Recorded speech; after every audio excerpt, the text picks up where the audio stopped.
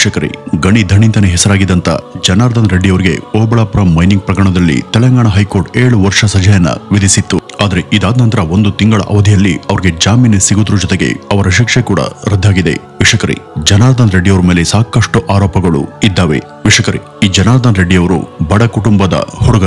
ಆದ್ರೆ ಇವರು ಅದೇಗೆ ಸಾವಿರಾರು ಕೋಟಿ ಆಸ್ತಿಯ ಒಡೆಯರಾದ್ರು. ನಮ್ಮಲ್ಲಿ ಇವತ್ತು ಯಾರೆಲ್ಲ ಆಗರ್ಭ ಶ್ರೀಮಂತರಿದ್ದಾರೋ ಅವರೆಲ್ಲ ಬಡ ಹಿನ್ನೆಲೆಯಿಂದನೇ ಬಂದವರು. ಇದಕ್ಕೆ ಜನಾರ್ದನ್ ರೆಡ್ಡಿ ಕೂಡ ಹೊರತೇನಲ್ಲ. ಅಷ್ಟಕ್ಕೂ ಇವರ ಹಿನ್ನೆಲೆಯನ್ನು, ಇವರು ಸಾವಿರಾರು ಕೋಟಿ ಆಸ್ತಿಯನ್ನ ಹೇಗ್ ಮಾಡಿದ್ರು, ಇದು ಕೆಲವರಲ್ಲಿ ಇರುವಂತ ಪ್ರಶ್ನೆ. ಆ ಒಂದು ಪ್ರಶ್ನೆಗೆ ಇವತ್ತು ಉತ್ತರವನ್ನ ಕಂಡುಕೊಳ್ಳೋಣ. ವೀಕ್ಷಕರೇ, 1962ರಲ್ಲಿ ರುಕ್ಮಿಣಮ್ಮ ಹಾಗೂ ಚಂಗಾರೆಡ್ಡಿ ಅನ್ನುವಂತ ದಂಪತಿಗೆ ಜನಿಸಿದಂತ 4 ಮಕ್ಕಳ ಪೈಕಿ ಈ ಜನಾರ್ದನ್ ರೆಡ್ಡಿ ಕೂಡ ಒಬ್ರು. ಇವ್ರಿಗೆ ಕರುಣಾಕರ್ ರೆಡ್ಡಿ ಹಾಗೂ ಸೋಮಶೇಖರ್ ರೆಡ್ಡಿ ಅನ್ನುವಂತ ಸೋದರರಲ್ಲದೆ ರಾಜೇಶ್ವರಿ ಅನ್ನುವಂತ ಅಕ್ಕ ಕೂಡ ಇದ್ದಾರೆ. ಇವ್ರ ತಂದೆ ಚಂಗಾರೆಡ್ಡಿ ಒಬ್ಬ ಪೊಲೀಸ್ ಪೇದೆಯಾಗಿದ್ದವರು. ಇವತ್ತು ಒಬ್ಬ ಸಶಕ್ತ ರಾಜಕಾರಣಿ ಹಾಗೂ ಉದ್ಯಮಿಯಾಗಿ ರಾಜ್ಯದಲ್ಲಿ ಗುರುತಿಸಿಕೊಂಡಿರುವಂತಹ ಜನಾರ್ದನ್ ರೆಡ್ಡಿ ಅವರು ಓದಿದ್ದು 10ನೇ ತರಗತಿ ಮಾತ್ರ. ಅವ್ರಿಗೆ ಶಿಕ್ಷಣಕ್ಕಿಂತ ಬಿಸ್ನೆಸ್ ಕಡೆ ಹೆಚ್ಚು ಆಸಕ್ತಿ ಇತ್ತು. 21ನೇ ವಯಸ್ಸಿನಲ್ಲಿಯೇ ಇವರು ಒಂದು ಬ್ಯಾಂಕೇತರ ಫಿನಾನ್ಸ್ ಸಂಸ್ಥೆಯೊಂದನ್ನ ಶುರು ಮಾಡ್ತಾರೆ. ಇದು ಶುರುವಾಗಿದ್ದು 1989ರಲ್ಲಿ. ರೆಡ್ಡಿ ತಾವು ಮೂಲತಃ ಸಾಮಾನ್ಯ ಮಿಡಲ್ ಕ್ಲಾಸ್ ಕುಟುಂಬದವರು ಆದ್ರೂ ಕೂಡ ಅವ್ರಿಗೆ ದೊಡ್ಡ ದೊಡ್ಡ ಕನಸುಗಳು ಇದ್ವು. ಹಣದ ವಿಲೇವಾರಿಯಿಂದ ಬೇಗ ಬೆಳಿಬಹುದು ಅಂತ ಅವರು ತೆರೆದಂತ ಸಂಸ್ಥೆನೇ enable India savings and investment co limited. ಇದು RBIನ ಅಧೀನದಲ್ಲಿ ಇತ್ತು. ಇದು ಶುರುವಾದಂತ ಕೆಲವೇ ದಿನಗಳಲ್ಲಿ ದಕ್ಷಿಣ ಭಾರತಾದ್ಯಂತ ಇದರ ಸುಮಾರು 125 ಶಾಖೆಗಳು ವಿವಿಧ ಕಡೆ ಓಪನ್ ಆಗ್ತವೆ. ಇವರು ಏನ್ ಮಾಡ್ತಾ ಇದ್ರು ಅಂದ್ರೆ, ಜನರಿಂದ ನಿರ್ದಿಷ್ಟ ಮೊತ್ತದ ಸೇವಿಂಗ್ಸ್ ಅಂತ ಡೆಪಾಸಿಟ್ ಹಣವನ್ನ ಸಂಗ್ರಹ ಮಾಡ್ತಿದ್ರು. ನಿರ್ದಿಷ್ಟ ಅವಧಿಯಲ್ಲಿ ಈ ಒಂದು ಹಣಕ್ಕೆ ಇಷ್ಟು ಬಡ್ಡಿ ಅಂತ ಸೇರಿಸಿ ವಾಪಸ್ ಕೊಡ್ತಿದ್ರು. ಒಂದು ವರದಿ ಪ್ರಕಾರ ಆಗ ಇದರ ಒಟ್ಟಾರೆ ವಾರ್ಷಿಕ ಟರ್ನ್ ಓವರ್ ಸುಮಾರು 350 ಕೋಟಿ ರೂಪಾಯಿಯಷ್ಟು ಇತ್ತು. ಹೀಗಿರುವಾಗ ಈ ಸಂಸ್ಥೆ ಇನ್ನೂ ಕೂಡ ಕಾರ್ಯಾಚರಣೆಯಲ್ಲಿ ಇದ್ದಾಗಲೇ 2003ರಲ್ಲಿ ಏಕಾಏಕಿ ಡಿಪಾಸಿಟ್ ಕಲೆಕ್ಟ್ ಮಾಡೋದನ್ನೇ ನಿಲ್ಲಿಸ್ತು. ಆಗ ಜನರೆಲ್ಲ ಇವರಿಗೆ ಸಡನ್ ಆಗಿ ಏನಾಯ್ತು ಅನ್ನುವಂತ ಗೊಂದಲದಲ್ಲಿ ಇರುವಾಗಲೇ ಅದರ ಗೊಂದಲಕ್ಕೆ ಉತ್ತರ ಅನ್ನುವಂತೆ RBIನಿಂದ ಈ ಕುರಿತಾದಂತ ಒಂದು ಅಧಿಕೃತ ಪ್ರಕಟಣೆ ಹೊರಬೀಳುತ್ತೆ. ಇದು ಆಗಿನ ಹಿಂದೂ ಪತ್ರಿಕೆಯಲ್ಲಿ ಪ್ರಮುಖ ಸುದ್ದಿಯಾಗಿ ಮುದ್ರಣಗೊಂಡಿತ್ತು. ಅದರಲ್ಲಿ ಅವರು ಏನ್ ಹೇಳಿದ್ರು ಅಂದ್ರೆ, ಬಳ್ಳಾರಿಯಲ್ಲಿ ಇರುವಂತ ಈ ಸಂಸ್ಥೆಯ ಪ್ರಧಾನ ಕಚೇರಿಯ ಮುಖ್ಯಸ್ಥರು ಕಳೆದ ಹಲವು ದಿನಗಳಿಂದ ನಾವು ಅವರಿಗೆ ವಿಧಿಸಿದಂತ ಸಾಕಷ್ಟು ನಿಯಮಗಳನ್ನ ಉಲ್ಲಂಘನೆ ಮಾಡಿದ್ದಾರೆ. 1998ರಿಂದ ಇವರು ಸರಿಯಾದ ರೀತಿಯಲ್ಲಿ ಹಣವನ್ನ ಸಂಗ್ರಹಣೆ ಮಾಡ್ತಿಲ್ಲ ಮತ್ತು ಅದರ ಫಂಡ್ಗಳು ನಮಗೆ ತಲುಪಿಲ್ಲ. ಹೀಗಾಗಿ ಆಗಿನಿಂದ ಯಾರ್ಯಾರು ಇವರಿಗೆ ಹಣವನ್ನ ಕೊಟ್ಟಿದ್ದಾರೋ ಅವರು ಕೂಡ ಸೇರಿ ಈಗಾಗಲೇ ಇರುವಂತಹ ಹಳೆ ಗ್ರಾಹಕರು ಮತ್ತು ಹೊಸ ಗ್ರಾಹಕರಲ್ಲದೆ ಹಣದ ವ್ಯಾಪಾರ ಅಮಾನ್ಯವಾಗಿದೆ. ನಾವು ಈ ಒಂದು ಸಂಸ್ಥೆಗೆ ಕೊಟ್ಟಿದ್ದಂತ ಪರವಾನಗಿಯನ್ನ ಹಿಂಪಡೆದು ಇದನ್ನ ನಮ್ಮಲ್ಲಿ ವಿಲೀನ ಮಾಡ್ಕೊಳ್ತಾ ಇದ್ದೀವಿ. ಇನ್ಮೇಲೆ ಈ ಸಂಸ್ಥೆ ಅಸ್ತಿತ್ವದಲ್ಲಿ ಇರೋಲ್ಲ ಅಂತ ತಿಳಿಸಿದ್ರು. ಈ ಒಂದು ಸುದ್ದಿ ಬಂದ ತಕ್ಷಣ ಇವರ ಬಳಿ ಹಣವನ್ನ ಇಟ್ಟವರು ಮತ್ತು ಹಣ ಕೊಟ್ಟವರು ಈ ಸಂಸ್ಥೆ ಕಚೇರಿ ಮುಂದೆ ಆಗ್ರಹ ಮಾಡಿದಾಗ ಇದ್ದ ಎಲ್ಲ ಹಣವನ್ನು ಕೂಡ ಎಲ್ಲರಿಗೂ ಕೊಟ್ಟಂತ ರೆಡ್ಡಿ ಅವರು ಈ ಒಂದು ಸಂಸ್ಥೆಯನ್ನ ಮುಚ್ಚಿದ್ರು. ಇನ್ನು ಈ 3 ಜನ ಸಹೋದರರು ಆ ಫೈನಾನ್ಸ್ ವ್ಯವಹಾರನ ಮಾಡುವಾಗ ಅವ್ರಿಗೆ ರಾಜಕೀಯ ನಾಯಕರುಗಳ ಬೆಂಬಲ ಬೇಕಿತ್ತು. ಆ ಒಂದು ಸಮಯದಲ್ಲಿ ಶ್ರೀರಾಮುಲು ಅವರು ಹೋರಾಟ ಮತ್ತು ರಾಜಕೀಯದಲ್ಲಿ ಗುರುತಿಸಿಕೊಂಡಿದ್ರು. ಆಗ್ಲೇ ನೋಡಿ, ಈ ರೆಡ್ಡಿ ಮತ್ತು ಶ್ರೀರಾಮುಲು ಅವರ ಸ್ನೇಹ ಹೆಚ್ಚು ಗಟ್ಟಿಯಾಗುತ್ತೆ. ಓದಿದ್ದು 10ನೇ ಕ್ಲಾಸ್ ಆದ್ರೂ ಕೂಡ ರಾಜಕೀಯದಲ್ಲಿ ಹೇಗೆ ಮೇಲ್ ಬರಬೇಕು ಹಾಗೂ ಅದನ್ನ ತನ್ನ ಕೆಲಸಗಳಿಗೆ ಹೇಗೆ ಬಳಸ್ಕೊಳ್ಬೇಕು ಅನ್ನುವಂತ ಸ್ಕಿಲ್ ಅವ್ರಿಗೆ ಚೆನ್ನಾಗೇನೆ ಗೊತ್ತಿತ್ತು. ಇಂಥ ಸಮಯ ಸಾಧನೆಯ ಬುದ್ಧಿ ಮತ್ತು ಚಾಣಾಕ್ಷತೆಗೆ ಯಾವುದೇ ಡಿಗ್ರಿ ಬೇಕಿಲ್ಲ. ವೀಕ್ಷಕರೇ, ಅದು 1999ರ ಸಮಯ. ಆಗ ಲೋಕಸಭಾ ಚುನಾವಣೆಯ ಹೀಟ್ ಬಹಳ ಇತ್ತು. ಕಾಂಗ್ರೆಸ್ ಸರ್ಕಾರವನ್ನ ಹೇಗಾದ್ರೂ ಮಾಡಿ ಈ ಸಲ ಮಣಿಸಲೇಬೇಕು ಅಂತ ಬಿಜೆಪಿ ಸರ್ಕಾರ ತನ್ನ ಅಜೆಂಡಾ ರಚನೆ ಮಾಡಿತ್ತು. ಕಾಂಗ್ರೆಸ್ನ ಸೋನಿಯಾ ಗಾಂಧಿ ಅವರ ವಿರುದ್ಧ ಬಳ್ಳಾರಿಯಲ್ಲಿ MP ಸ್ಥಾನಕ್ಕೆ ಕಣಕ್ಕೆ ನಿಲ್ಲೋದಕ್ಕೆ ಬಿಜೆಪಿ ಪಕ್ಷದ ಸುಷ್ಮಾ ಸ್ವರಾಜ್ ನಿರ್ಧಾರ ಮಾಡಿದ್ರು. ಅದಕ್ಕೆ ಅವರು ಆರಿಸಿಕೊಂಡಂತ ಜಾಗನೇ ನಮ್ಮ ರಾಜ್ಯದ ಬಳ್ಳಾರಿ. ಇಲ್ಲಿ ಗೆಲ್ಲೋದಕ್ಕೆ ಅವ್ರಿಗೆ ಲೋಕಲ್ ಜನರ ವಿಶ್ವಾಸ ಗಳಿಸೋದು ಅನಿವಾರ್ಯ ಆಗಿತ್ತು. ಅದಷ್ಟೇ ಅಲ್ಲದೆ ಇಲ್ಲಿಯೇ ಯಾರಾದ್ರೂ ಸ್ಥಳೀಯ ಲೋಕಲ್ ಜನಪ್ರಿಯ ವ್ಯಕ್ತಿಗಳು ಅವ್ರ ಪರ ಚುನಾವಣಾ ಕ್ಯಾಂಪೇನಿಂಗ್ ಅನ್ನ ಮಾಡಬೇಕು. ಬಳ್ಳಾರಿಯವರೇ ಆದಂತ ಜನಾರ್ದನ್ ರೆಡ್ಡಿ ಮತ್ತು ಅವರ ಸೋದರರು ಈ ಒಂದು ಸಮಯವನ್ನ ಚೆನ್ನಾಗಿನೇ ಬಳಸ್ಕೊಂಡ್ರು. ಅವರು ಸುಷ್ಮಾರವರ ಪರವಾಗಿ ಎಲ್ಲಾ ಕಡೆ ಓಡಾಡಿ ಪ್ರಚಾರವನ್ನ ಮಾಡಿದ್ರು. ಚುನಾವಣೆಯಲ್ಲಿ ಸುಷ್ಮಾ ಅವರಿಗೆ ಹಿನ್ನಡೆ ಆದ್ರೂ ಕೂಡ ಅವರ ಹಾಗೂ ರೆಡ್ಡಿ ಅವರ ನಡುವೆ ಗೆಳೆತನ ಗಟ್ಟಿಯಾಗಿತ್ತು. ಸುಷ್ಮಾ ಅವರು ಇವರನ್ನ ತಮ್ಮ ಮಕ್ಕಳು ರೀತಿನೇ ನೋಡ್ತಾ ಇದ್ರು. ಇದಾದ ನಂತರ ಒಂದು ಉಪ ಚುನಾವಣೆ ನಡೆದು ಅದರಲ್ಲಿ ಸುಷ್ಮಾ ಸ್ವರಾಜ್ ಗೆಲುವನ್ನ ಸಾಧಿಸ್ತಾರೆ. ಸುಷ್ಮಾರವರ ಈ ಒಂದು ಗೆಲುವಲ್ಲಿ ಈ ರೆಡ್ಡಿ ಬ್ರದರ್ಸ್ ಕೈವಾಡ ಮತ್ತು ಅವರ ಸಪೋರ್ಟ್ ತುಂಬಾನೇ ಇತ್ತು. ಇದಾದ್ಮೇಲೆ ಸುಷ್ಮಾ ಸ್ವರಾಜ್ ಮತ್ತು ರೆಡ್ಡಿ ಬ್ರದರ್ಸ್ ನಡುವೆ ಸಂಬಂಧ ಎಷ್ಟು ಗಟ್ಟಿಯಾಯ್ತು ಅಂದ್ರೆ, ಪ್ರತಿ ವರ್ಷ ಅವರು ಲಕ್ಷ್ಮೀ ಪೂಜೆಗೆ ಇವ್ರ ಮನೆಗೆ ತಪ್ಪದೆ ಬರ್ತಾ ಇದ್ರು. ಇನ್ನು 2001ರಲ್ಲಿ ಓಬಳಾಪುರ ಮೈನಿಂಗ್ ಕಂಪನಿಯನ್ನ ಇವರು ಲೀಸ್ಗೆ ತಗೊಳ್ಳೋದಕ್ಕೆ ನಿರ್ಧಾರ ಮಾಡ್ತಾರೆ. ಆದ್ರೆ ಅವರು ಈ ಒಂದು ಕಂಪನಿಯನ್ನ ಲೀಸ್ಗೆ ಪಡೆದಂತ ಜಾಗಗಳಲ್ಲಿ ಹೆಚ್ಚಾಗಿ ಬರೀ ಕಬ್ಬಿಣನೇ ಇತ್ತು. ಆದ್ರೆ ಆಗ ಕಬ್ಬಿಣಕ್ಕೆ ಅಷ್ಟು ಡಿಮ್ಯಾಂಡ್ ಇರಲಿಲ್ಲ. ಅಲ್ಲಿ ಬರೀ ಕಬ್ಬಿಣದ ಅದ್ರೆ ಇರೋದ್ರಿಂದ ಅವ್ರಿಗೇನು ಅದು ಹೆಚ್ಚು ಲಾಭವನ್ನ ತಂದ್ಕೊಡಲ್ಲ ಅಂತ ಹಲವರು ನಂಬಿದ್ರು. ಆದ್ರೆ ಅದೇ ಒಂದು ಸಮಯದಲ್ಲಿ ಚೀನಾದಲ್ಲಿ ಕನ್ಸ್ಟ್ರಕ್ಷನ್ ಫೀಲ್ಡ್ ಬೂಮ್ ಆಗಿತ್ತು. ಹಾಗಾಗಿ ಆಗ ಕಬ್ಬಿಣಕ್ಕೆ ಹೆಚ್ಚು ಬೇಡಿಕೆ ಬಂತು. ಇಲ್ಲಿಂದ ರೆಡ್ಡಿ ಅವರ ನಸೀಬ್ ಸಂಪೂರ್ಣವಾಗಿ ಬದಲಾಗ್ತಾ ಹೋಯಿತು. ಅವರ ಖಜಾನೆ ದಿನೇ ದಿನೇ ತುಂಬುತ್ತಾ ಹೋಯಿತು. ಈ ಒಂದು ಸಮಯದಲ್ಲಿ ಅವ್ರ ಬಳಿ ಸಾಕಷ್ಟು ಹಣ ಏನು ಆದ್ರೆ ಅವರು ತಮ್ಮನ್ನ ತಾವು ರಾಜಕೀಯದಲ್ಲಿ ತೊಡಗಿಸ್ಕೊಳ್ಬೇಕು ಅಂತ ಹಾತೊರಿತಾ ಇದ್ರು.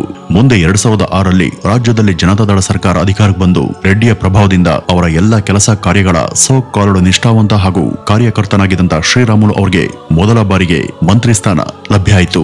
ಇಲ್ಲಿ ಬಿಜೆಪಿ ಮತ್ತು ಜೆಡಿಎಸ್ ಇಬ್ರು ಸೇರಿ ಸರ್ಕಾರವನ್ನು ರಚನೆ ಮಾಡಿದಾಗ ಶ್ರೀರಾಮುಲುಗೆ ಮಂತ್ರಿ ಸ್ಥಾನ ಕೊಡಬೇಕು ಅಂತ ಪಟ್ಟನ್ನ ಹಿಡಿದಿದ್ದೆ ಜನಾರ್ದನ್ ರೆಡ್ಡಿ. ರಾಜ್ಯ ಬಿಜೆಪಿ ಹಾಗೂ ಜೆಡಿಎಸ್ ಎರಡೂ ಕೂಡ ಒಂದಾಗಿ ಕುಮಾರಸ್ವಾಮಿ ಅವರು ಮುಖ್ಯಮಂತ್ರಿಗೆ ಆಯ್ಕೆಯಾದಂತ ಸಮಯ ಅದು. 20 ತಿಂಗಳ ನಂತರ ಅವರು ತಮ್ಮ ಅಧಿಕಾರವನ್ನ ಬಿಜೆಪಿಯ ಮುಖ್ಯ ವ್ಯಕ್ತಿ ಆದಂತ ಮಾನ್ಯ ಯಡಿಯೂರಪ್ಪನವರಿಗೆ ಬಿಟ್ಕೊಡ್ಬೇಕು ಅನ್ನೋದು ಮೊದಲೇ ಒಪ್ಪಿತವಾಗಿದ್ರು ಕೂಡ ಆಗ ಕೊಟ್ಟ ಮಾತಿನಂತೆ ಕುಮಾರಸ್ವಾಮಿ ಅವರು ನಡೆದುಕೊಳ್ಳದಂತ ಕಾರಣ ಪುನಃ ಎರಡೂ ಪಕ್ಷಗಳ ಹಾಗೂ ಅದರ ನೇತಾರರ ನಡುವೆ ಮನಸ್ತಾಪ ಉಂಟಾಗಿ ಬಿಜೆಪಿ ಜೆಡಿಎಸ್ ಪಕ್ಷವನ್ನು ಅಧಿಕಾರದಿಂದ ಕೆಳಗಿಳಿಸಲು ರೆಡ್ಡಿ ಅವರಿಂದ ಪರೋಕ್ಷ ಸಹಾಯಕ್ಕೆ ಬೇಡಿಕೆಯನ್ನ ಇಟ್ಟಿತ್ತು. ಆಗ ರೆಡ್ಡಿ ಅವರ ಬಳಿ ಇದ್ದಂತ ಹಣದಿಂದ ರಾಜ್ಯ ಬಿಜೆಪಿ ಬಹುಮತದೊಂದಿಗೆ ಅಧಿಕಾರಕ್ಕೆ ಬರುತ್ತೆ. ಯಡಿಯೂರಪ್ಪನವರು ಸಿಎಂ ಆಗಿದ್ದು ಹಾಗೂ ಇವರ ಕ್ಯಾಬಿನೆಟ್ ರಚನೆಯಾಗಿದ್ದು ಇದೆಲ್ಲಕ್ಕೂ ಬಳಕೆಯಾಗಿದೆ ರೆಡ್ಡಿ ಅವರ ಹಣ ಅಂತ ಜನ ಮಾತನಾಡಿಕೊಂಡ್ರು. ಇದರಿಂದ ದಕ್ಷಿಣ ಭಾರತದಲ್ಲಿ ಮೊಟ್ಟ ಮೊದಲ ಬಾರಿಗೆ ಬಿಜೆಪಿ ಅಧಿಕಾರಕ್ಕೆ ಬಂದಿತ್ತು. ಆಗ ಈ ರೆಡ್ಡಿ ಅವರಿಗೆ ಪ್ರವಾಸೋದ್ಯಮ ಮತ್ತು ಮೂಲಭೂತ ಸೌಕರ್ಯ ಸಚಿವ ಸ್ಥಾನವನ್ನ ಕೊಡಲಾಯಿತು. 2007ರಿಂದ 2009 ಇವರು ಇಲ್ಲೆಲ್ಲ ಸಾಕಷ್ಟು ಅಕ್ರಮ ಗಣಿಗಾರಿಕೆ ಮಾಡಿ ಇಲ್ಲಿಯ ಅದಿರಿನ ಮಣ್ಣನ್ನ ವಿದೇಶಕ್ಕೆ ಯಾವುದೇ ಲೈಸೆನ್ಸ್ ಇಲ್ಲದೆ ಮಾರ್ಕೊಂಡಿದ್ದಾರೆ. ಕರ್ನಾಟಕ ಹಾಗೂ ಆಂಧ್ರಗಳ ನಡುವೆ ಇದ್ದಂತ ಗಡಿಗಳ ರೇಖೆಯನ್ನ ಇವರು ಮೈನಿಂಗ್ ನಡೆಸುವಂತ ಭರದಲ್ಲಿ ಹೆಚ್ಚು ಕಮ್ಮಿ ಮಾಡಿದ್ದಾರೆ ಅನ್ನುವಂತ ಆರೋಪಗಳು ಕೂಡ ಕೇಳಿ ಬಂದಿದ್ವು. ಆದ್ರೆ ಇದ್ರ ಬಗ್ಗೆ ಯಾವುದೇ ರೀತಿ ತನಿಖೆ ಮಾತ್ರ ನಡೆದಿರಲಿಲ್ಲ. ಇದಾದ್ಮೇಲೆ 2009ರಲ್ಲಿ ವೈಎಸ್ ರಾಜಶೇಖರ ರೆಡ್ಡಿ ಹೆಲಿಕಾಪ್ಟರ್ ದುರಂತದಲ್ಲಿ ಸಾವನ್ನಪ್ತಾರೆ. ಆಮೇಲೆ ಆ ಒಂದು ಜಾಗಕ್ಕೆ ಅಲ್ಲಿ ಸಿಎಂ ಆಗಿ ಬಂದವರೇ ರೋಸಯ್ಯ.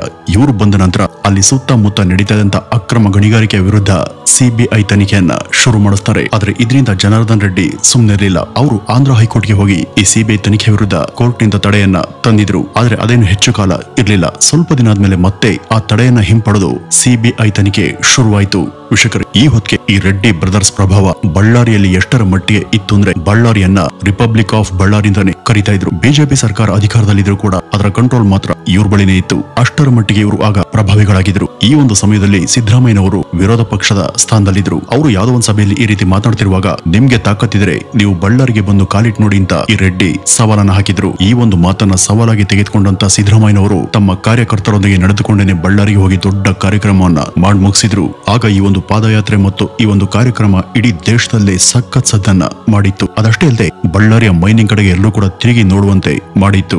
ಇದಾದ್ಮೇಲೆ ಓಬಳಾಪುರ ಮೈನಿಂಗ್ ನ ವಿರುದ್ಧ ಸಿಬಿಐನ ತನಿಖೆ ಕೂಡ ಶುರುವಾಯಿತು. ಅದಷ್ಟೇ ಅಲ್ಲದೆ ಓಬಳಾಪುರ ಮೈನಿಂಗ್ ಮತ್ತು ರೆಡ್ಡಿ ಬ್ರದರ್ಸ್ ಮನೆ ಮೇಲೂ ಕೂಡ ರೈಡ್ ನಡೀತು. ಆ ಒಂದು ಸಮಯದಲ್ಲಿ ಲೋಕಾಯುಕ್ತ ನ್ಯಾಯಮೂರ್ತಿ ಸಂತೋಷ್ ಹೆಗಡೆ ಅವರು ಸಲ್ಲಿಸಿದಂತ ಒಂದು ವರದಿಯಲ್ಲಿ ಬಳ್ಳಾರಿಯ ಮೈನಿಂಗ್ ನಲ್ಲಿ ರೆಡ್ಡಿ ಸಹೋದರ ಜೊತೆ ಯಡಿಯೂರಪ್ಪನವರು ಕೂಡ ಕೈ ಜೋಡಿಸಿದ್ದಾರೆ ಅನ್ನುವಂತ ಒಂದು ವರದಿಯನ್ನ ಸಲ್ಲಿಸಿದ್ರು. ಇದರಿಂದ ಯಡಿಯೂರಪ್ಪನವರು ತಮ್ಮ ಸ್ಥಾನಕ್ಕೆ ರಾಜೀನಾಮೆಯನ್ನ ಕೊಡಬೇಕಾಯಿತು. ಇದಾದ್ಮೇಲೆ ಆ ಒಂದು ಸಿಎಂ ಸ್ಥಾನಕ್ಕೆ ಬಂದದ್ದು ಸದಾನಂದ ಗೌಡರು. ಇವರ ಸಂಪುಟದಲ್ಲಿ ರೆಡ್ಡಿ ಬ್ರದರ್ಸ್ಗೆ ಯಾವುದೇ ಒಂದು ಸ್ಥಾನವನ್ನ ಅಂದ್ರೆ ಸಚಿವ ಸ್ಥಾನವನ್ನ ಕೊಡ್ಲಿಲ್ಲ.